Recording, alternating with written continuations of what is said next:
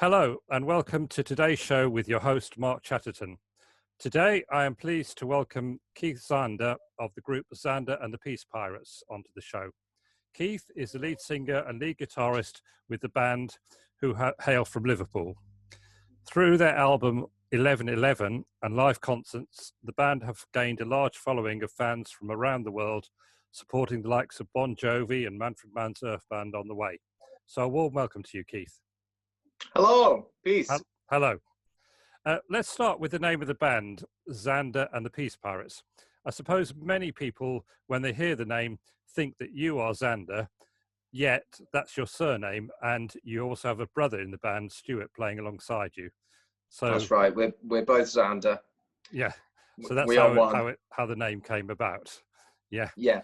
And then obviously you're also called the Peace Pirates, and the Pirates part of the name, I guess, comes from the fact that you were born without a right hand, and you have a hook instead. Yeah, the Pirates, and the peace thing is because obviously the message in the music and my kind of whole experience has led to finding some more inner peace. And as anybody who comes on your show, I'm sure, you know. Yeah, sure. Yeah, they'll understand that. Yeah. Yeah. Obviously, we've seen your hook there. Can you tell us a little bit about what it was like growing up with that, and how you feel about your body nowadays? Okay, well, growing up, it was kind of a situation where you're the different kid, so it had its challenges at times, you know. But I think on the whole, because of my attitude, I was pretty positive about it, and I kind of turned it into kind of a fun thing, you know, that I managed to set people at ease quite quickly about about having one arm, and you know, obviously I often wore the hook or an electronic hand, which is, I think I've got it here somewhere. I've got an electronic hand as well somewhere, but it just looks like a Terminator hand. Right. Okay. I used to wear that a lot in school. It was called a myoelectric, which kind of just works on this kind of in this kind of way. So yeah, I obviously had moments of struggle where kids would be scared of me and run away from me, but because of my attitude, I think it kind of softened the blow quite a bit. Yeah, if I was more of a victim mentality, then I'm sure it would have been more of a problem. But it never turned into bullying, so that's a good thing. That was a good thing. Then, yeah. Who's going to bully someone with an electric hand or a hook? I suppose it's not. It's less likely, isn't it? Yeah. And I suppose nowadays you just accept it and get on with your life and it's just a part of who you are, like having having a certain face, or you know. Yeah, sure. You know, people are obviously going to see that you're slightly different, but I don't ever see that as a bad thing. I mean, it can be portrayed as a bad thing, but in my experience, it's been a very positive thing having a missing arm, because it's kind of led to my kind of awakening experiences in a way, and my confidence, you know, in just being happy with being different, not being scared of being myself, really. Yeah, because I understand that when you decided you were going to start to learn to play the guitar, one of the teachers said, "Oh, you're never going to be able to do it," but you obviously proved it wrong. Yeah. A few people said it's going to be a struggle for you. You'll be broken-hearted, and you'll just be disappointed and struggle. And you know, at times, there was a struggle, but there is for anyone learning an instrument or learning anything new. So the way I saw it, the way I could see it, was that anything's possible, really. But you know, I learned quite early on that we limit ourselves with our thinking. That became quite obvious to me when I discovered that I could play. I started to realize actually people limit themselves and each other through their beliefs. You know, belief is a very powerful thing, isn't it? You know, what we believe in creates our reality, more or less. So yeah, so it was just really, a lot of it was psychologically transcending all of this this limiting information that was coming at me to say that I couldn't do it, which obviously isn't the case, you know. Yeah, yeah. I Well, mean, there's people doing far more yeah. amazing things than me playing guitar. You know? Well, I've got here a copy of your first album, 1111, and Oh, wonderful. it's a very spiritually based album. Could you explain a bit about your spiritual side of your life, how that came about, and how your beliefs evolved, and so on? Well, it's always been there. I don't know. I'm sure you're the same. You had an interest in Christianity and other religions maybe growing up, and from quite a young age, I remember hearing the word nirvana, and being interested. What does nirvana mean, or you know, what does moksha mean? What's spiritual awakening? And becoming from a very young age, becoming very interested in Hinduism and Buddhism and Christianity, and seeing the correlation between them all, and seeing that they're obviously talking about the same kind of realization, you know, this oneness experience. So it started off, an interest in it was from I must have been about 4 or 5. You know, I heard the word God, and so that's an interesting concept, and the idea that God was everything and omnipresent and created us and creates everything that we see and touch, taste, smell, and it's all one thing, which to me sounded very exciting to me.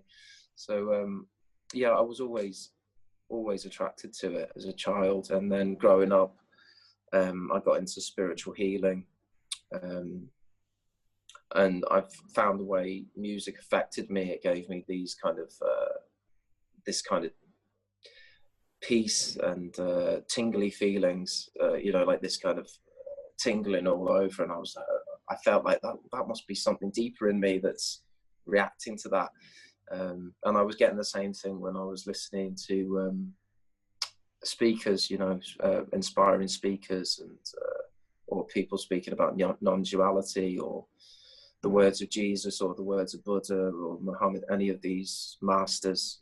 When I listened to them, I would or listen to their words or read their words, I would get this kind of feeling of homeliness, a feeling of wholeness come over me. So yeah, it kind of just was always there. Yeah, because I understand you had a near-death experience. Could you tell us a little bit about that and how that's affected you? Well, that was a massive changing point for me in all areas, really. I was 15 when I had the accident. I impaled myself on a fence post. Got a big scar here. I ended up having a splenectomy, removed my spleen because it was smashed into 10 pieces. I collapsed my lungs, damaged my liver. And there was a point during the operation where I was flatlined, and I came to sort of this expansive space. And then I remember waking up in this space, in this kind of light, and then experiencing that even after the accident, whilst in the body. So experiencing kind of an expansiveness in my energy and feel it. And I remember just before, as I was kind of, basically I was dying, I was bleeding to death inside. My whole diaphragm was filling up with blood. So when they opened me up, it was pretty graphic. Sorry, it sounds pretty awful, but yeah. So leading up to that point, it was almost like there was a complete acceptance and an okayness with death, which also brought about this feeling of peace, even though I was in very deep pain and suffering. There was something in the background that was like, this is okay, this is good, you know, which is the strangest thing. But now looking back on it, it was kind of just like an awakening point, really. I sort of understood what the what these teachers or pointers or whatever you want to call them were pointing to. They're pointing to this kind of expansive space in which we all appear, you know, but it's not a separate, nothing is actually separate within that. So that became a massive turning point for me, because then my mind expanded, obviously, and that's when I really started getting into guitar, really. And music more, and using it as a tool to sort of spread this message of peace and harmony that's already present in us all, you know. Did you keep the experience to yourself, or did you talk about it quite openly with other people?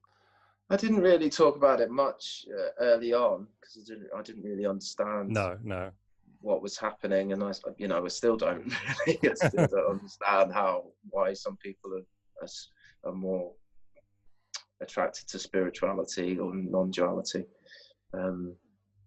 But it's I didn't really talk about it. I obviously talk about it more now, because I feel that obviously as I've grown up and I've seen what's going on in the world, it's obviously an important thing to talk about: peace and joy and happiness and thankfulness, in your case with the book, which is an amazing book, by the way. Thank you. Out and buy it.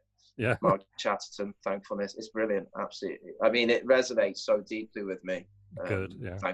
Thankfulness, because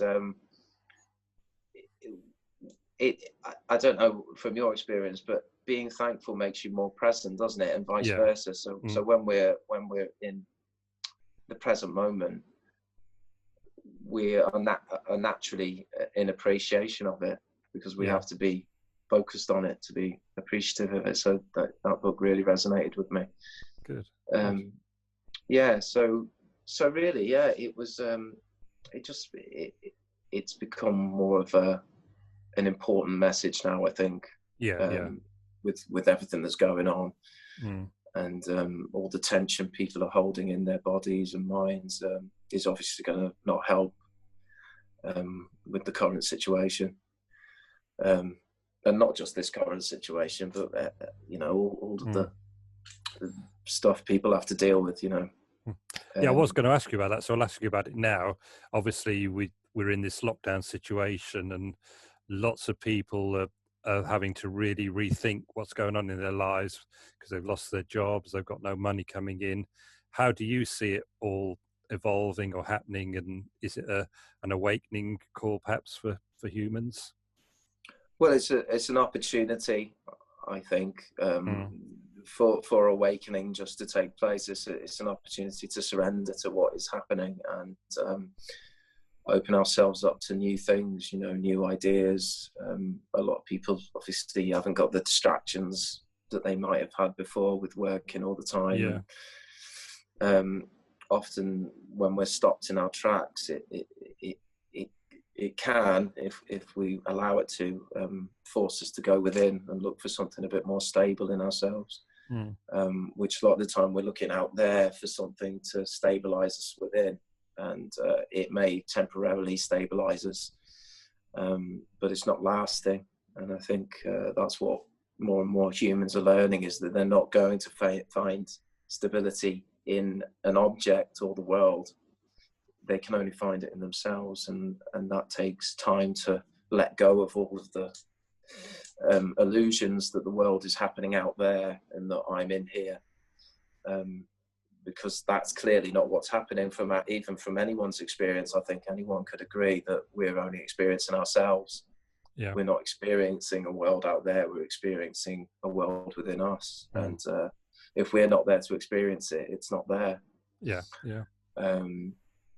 So whatever that is seems to be experiencing is a mystery, and will remain a mystery. And I think the problem with spirituality is that we often get in spirituality and try and figure out conceptually what it is, what we are, which is obviously not definable and not knowable in the way that we seek to constantly know it, you know.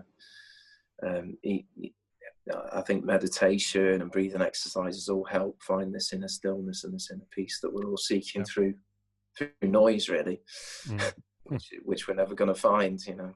Yeah. I don't know if you found that through your experience, but Yeah, I mean, it's constantly evolving, obviously, and we're learning and experiencing. I think is the important thing about being a human on Earth at this time, and sort of making connections with people of like-minded ideas and so on, and beliefs. Yeah. Let's get back to the album again. Just show you again.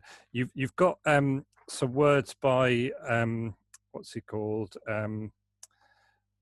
Alan Watts. Alan Watts, yeah, who is the author of one of his books is The Way of Zen, and he brought a lot of Eastern ideas to the West and so on. Is he someone who's inspired you then? Yeah, very much so. Yeah. Anyone with a message of peace and freedom, and really anyone who brings about a state of relaxation and releases the tension, I love. Do you know what I mean? I love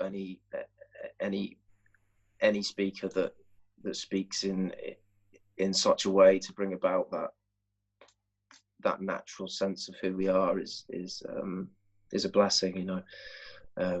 That includes any of them, really. Yeah, because I notice you often post words from this American guy called, I can't know if this is the right way to pronounce it, Adyashanti, is that right? Adyashanti, yeah. An American spiritual teacher. Can you tell what you find special about him, or again, is it just his teaching that?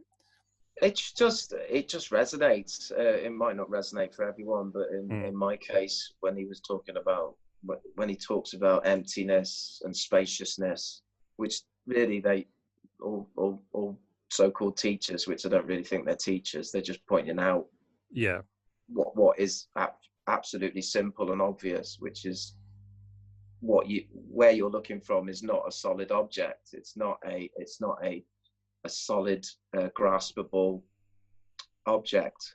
So anyone who teaches that to go within that space, which is really letting go of everything, isn't it? It's letting go of all of the distractions, which is hard for a lot of people because we've got so much to think about and so much to do, and we feel so responsible. So it can be a real challenge just to sit still and be quiet, you know, and not listen to the narration, the constant narrator, you know, mind, which is just it doesn't stop, does it? No. it doesn't stop. It just keeps going. It's like breathing, or you're not going to stop it, but you can become more focused on the present, which is all there is, really. So it sounds difficult because it does seem to be difficult, doesn't it? Otherwise, everyone would be at peace. Yeah. Are there any particular books that you would say have really influenced you in any way? There's a few actually. A New Earth by Eckhart Tolle. Totally, yeah. Yeah, Power of Now. Early on, I was really into Eckhart Tolle, and I still am. I think he's a brilliant pointer. Yeah. True Meditation by Adyashanti is a very powerful book, which is all about just allowing things to be as they are, really, not fighting with yourself. Yeah. I mean, there's the line that he uses. I think his teacher said it. If you try to win the war with your mind, you'll be at war forever. So you know, a lot of people I think meditation is about not thinking anymore. But it's not us thinking anyway. Thinking isn't chosen. Thinking is happening, obviously. Just like everything else is just happening spontaneously.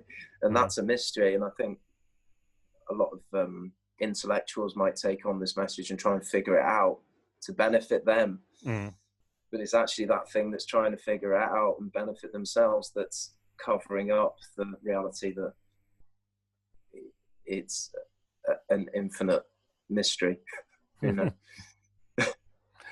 Would you say you have a vision for the future of how the Earth is going to be in a few years' time and so on? Because I know you've written it in your lyrics a little bit, haven't you? Yeah, I mean, I think the vision really is one of more community and less ego. Yeah.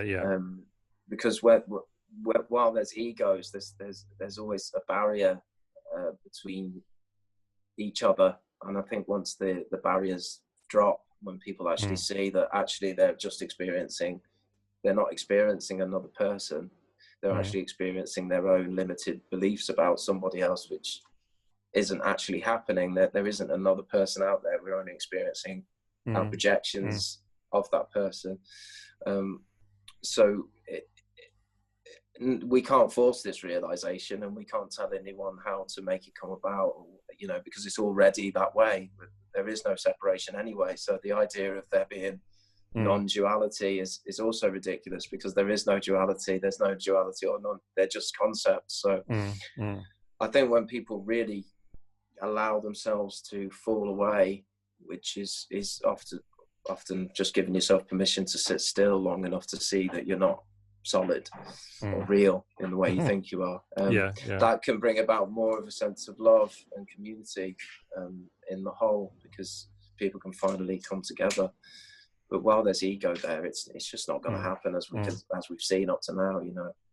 But you're seeing more and more conscious communities, aren't we? You know, in Wales, and there's one in Portugal, that, you know, these like conscious gatherings and stuff, which is amazing to see. So my dream for the future is really to for people to come together in a non-egoic way, you know, to relate to each other as themselves, you know, with love and you know, love thy neighbor, love thy enemy, all that business, isn't it? You know, it's not, to me, that none of that's religious, because Christ wasn't a Christian, you know, and Buddha wasn't a Buddhist, you know. The whole, like, you know, when you talk like this, people go, oh, you must be a Christian, you must be, it's like, no, I'm not an ist.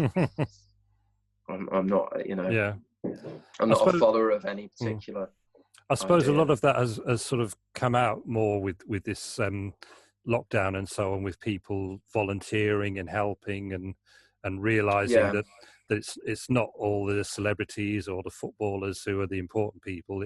It's the people down at the front end, all the doctors, nurses, shop workers, and so on, you know. The real heroes, the ones that aren't getting paid very much, really. So it starts, it throws everyone into this new perspective, doesn't it? Automatically.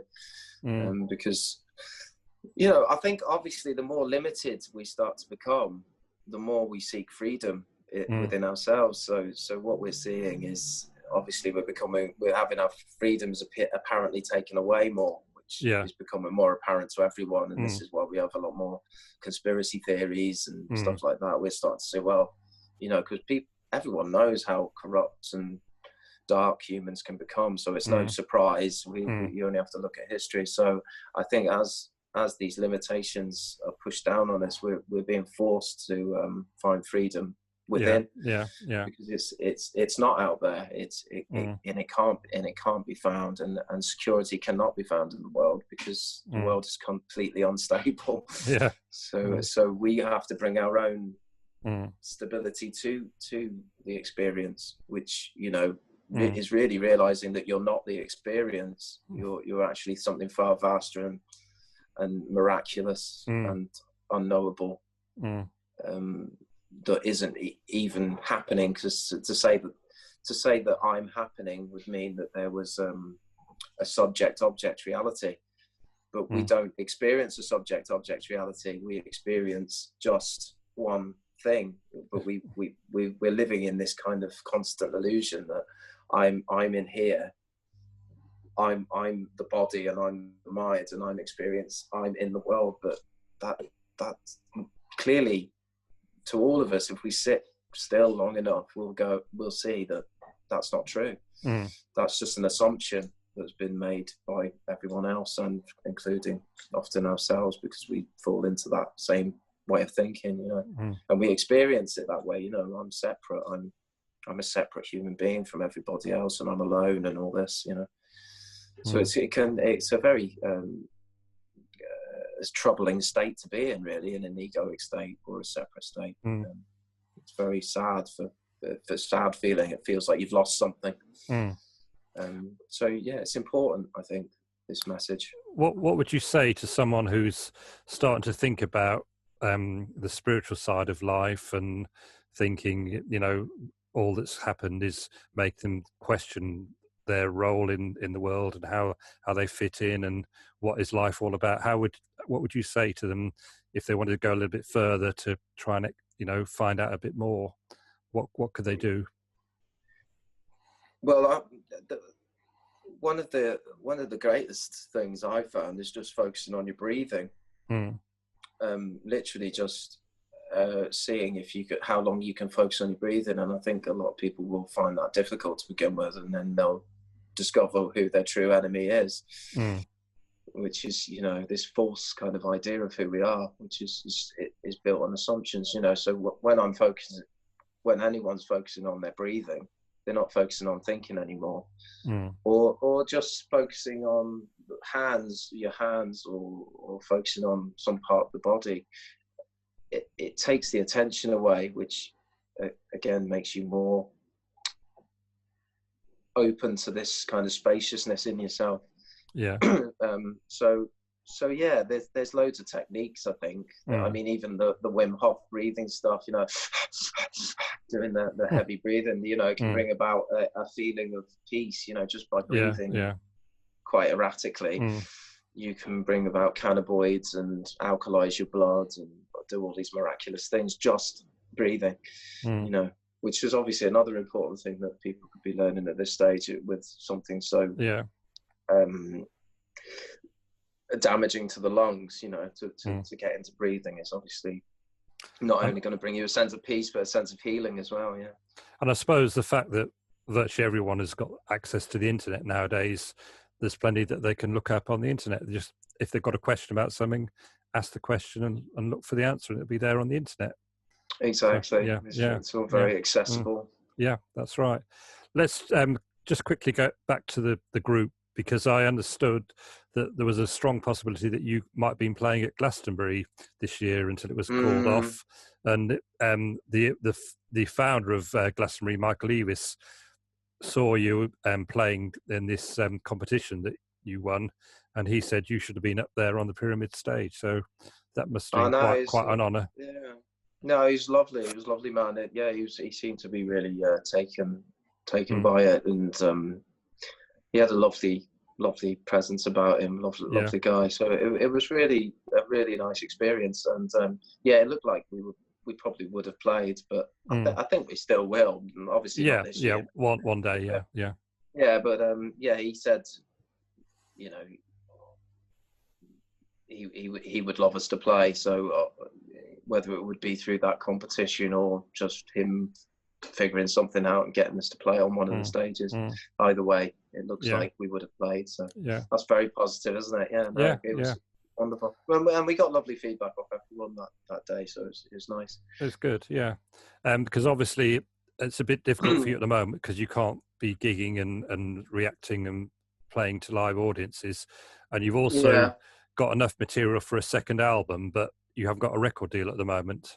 So at the moment, you're trying to find someone who will take you on and release a second album. So if there's anyone here listening, there they are, and there's plenty of material. We'll put some links on at the end of this show that you can hear some of their songs and see what you think.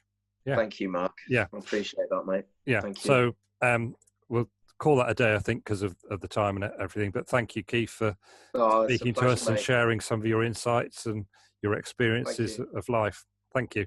Thank you, brother. I really appreciate it. Thank you very much. And we'll chat soon. And buy Mark's book, everyone.